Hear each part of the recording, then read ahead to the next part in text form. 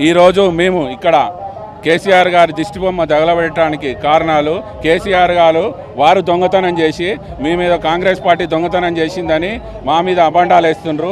వారు జగన్తోని కుమ్ముక్కై మీ కృష్ణా జలాలను మొత్తం మనకు రావాల్సిన వాటాను ఆంధ్రాకు మరలించి మన తెలంగాణ రైతులను అబాస్పాలు చేసిండు కేసీఆర్ గారు గవర్నమెంట్ ఉన్నప్పుడు.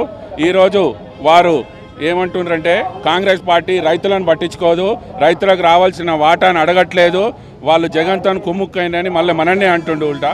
కానీ ఇంతకుముందు పోలీసు వాళ్ళని పెట్టి వారు కృష్ణా జలాలను తరలించి జగన్ గారితో మాట్లాడుకొని వాళ్ళు ఏం మాట్లాడుకున్నారో తెలియదు కానీ మన రైతులను నష్టం చేసిండ్రు. ఈ రేపు పొద్దుగాల 13వ తారీఖు నాడు రైతులతోని నల్గొండల మీటింగ్ పెట్టి మన కాంగ్రెస్ గురించి చెప్పడానికి మీటింగ్ పెడుతుండు కేసీఆర్ గారు.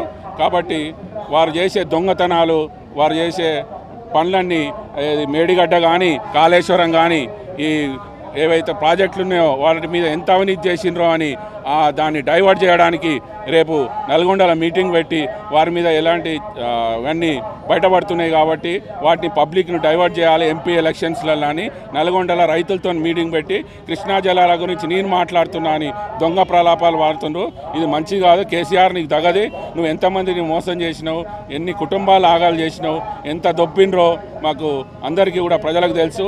ఆ ఎంపీ ఎలక్షన్లలో నిన్ను ఏదైతే అసెంబ్లీ ఎలక్షన్లలో కనుక ఎట్లయితే ఇంటికి పంపించిండ్రో ఎంపీ ఎలక్షన్లలో కూడా నిన్ను ఇంటికి పంపించి నీకు ఒక్క సీట్ రాకుండా మొత్తం ప్రజానికం రెడీగా ఉన్నారు. నిన్ను మొత్తానికి రాష్ట్రం నుంచి పంపేయడానికి రాజకీయంగా రెడీగా ఉన్నారు. కాబట్టి ఖబర్దార్ కేసీఆర్, జాగ్రత్త.